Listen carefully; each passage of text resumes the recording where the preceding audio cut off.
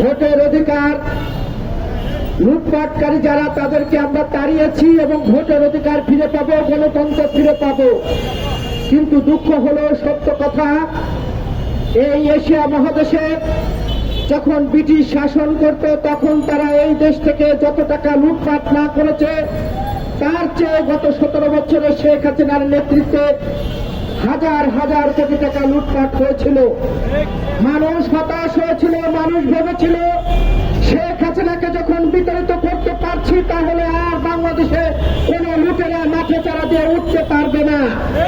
কিন্তু দুঃখ হলো, সত্য কথা, আমরা দেখছি 5ই আগস্টের পরে অন্তর্বর্তী সরকারে যারা আছেন তারা লুট করার জন্য ব্যর্থ হয়েছে। তাদের পেয়েছে হাজার হাজার কোটি টাকা লুটপাট করেছে।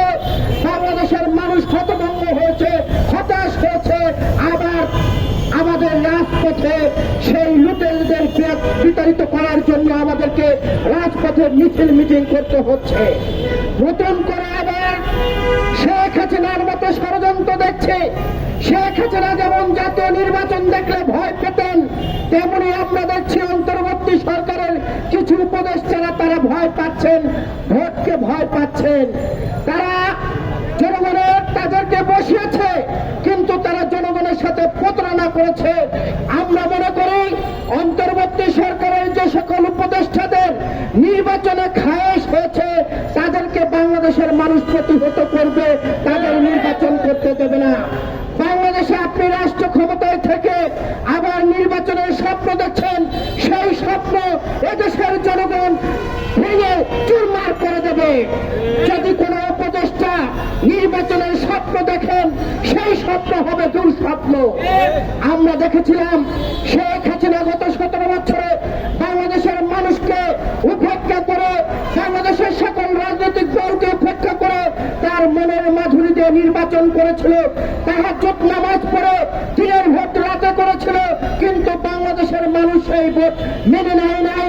বাংলাদেশের মানুষ সকল সময় রাজপথে সোচ্চার ছিল একটি ভোটের অধিকারের জন্য। আমরা এমনও দেখেছি পত্র পত্রিকায় এসেছে মৃত ব্যক্তি ভোট দিয়েছে। আমি যে কথা বলে আমার কথা শেষ করতে চাই, আমরা ইতিমধ্যে শুনতে পেলাম কলকাতা, দিল্লিতে নাকি আওয়ামী লীগের কেন্দ্রীয় পার্টি অফিস করা হয়েছে। এই আওয়ামী লীগের কেন্দ্রীয় পার্টি অফিস মানে গত 17 বছরে বাংলাদেশে কিভাবে ভোট চুরি করেছিল সেই ভোট চুরি প্রশিক্ষণ বিজেপি সরকারকে দেওয়া হচ্ছে। এই কসাই মোদি বাংলাদেশে আপনারা জানেন অনেক ভারতীয়দেরকে পুশ করছে, কিন্তু অবৈধ প্রধানমন্ত্রী শেখ হাসিনা ভারতে যখন যে আশ্রয় নিয়ে কেন্দ্রীয় পার্টি অফিস করছে তাকে কিন্তু তারা পুশ করছে না। কারণ শেখ হাসিনার কাছ থেকে তারা প্রশিক্ষণ নিচ্ছে যে মৃত ব্যক্তি কিভাবে ভোট দেয়, দিনের ভোট কিভাবে রাতে করতে হয়। আমরা কসাই মোদিকে আহ্বান জানাতে চাই, বাংলাদেশে আপনারা শেখ হাসিনা এবং আওয়ামী লীগের সঙ্গে বন্ধুত্ব করেছেন, বাংলাদেশের জনগণের সাথে বন্ধুত্ব করেন নাই। আপনারা শেখ হাসিনাকে ফিরিয়ে দিয়ে বাংলাদেশের মানুষের সাথে বন্ধুত্ব করুন, তাহলে বাংলাদেশের মানুষ আপনাদেরকে বাহাবা দেবে। ইতিমধ্যেই ভারতে আন্দোলন শুরু হয়েছে এই কসাই মোদির পদত্যাগের বিরুদ্ধে, এবং তার পদত্যাগের দাবিতে ইতিমধ্যে ভারতেও কিন্তু আন্দোলন সংগ্রাম হচ্ছে। আগামী ভারতে যে নির্বাচন হবে সেই নির্বাচন এই যে শেখ হাসিনা তিনি কিভাবে ভোট চুরি করেছে সেই প্রশিক্ষণ দিচ্ছে ভারতের বিভিন্ন প্রদেশে। আমরা কসাই মোদিকে বলতে চাই, আমরা ভারতের সাথে আমাদের কোনো বৈরিতা নেই, ভারতের জনগণের সাথে এবং রাষ্ট্রের সাথে আমাদের বন্ধুত্ব, কিন্তু রাষ্ট্র যারা পরিচালনা করে এই কসাই মোদি, সেই মোদির সাথে আমাদের বন্ধুত্বের ফাটল ধরেছে।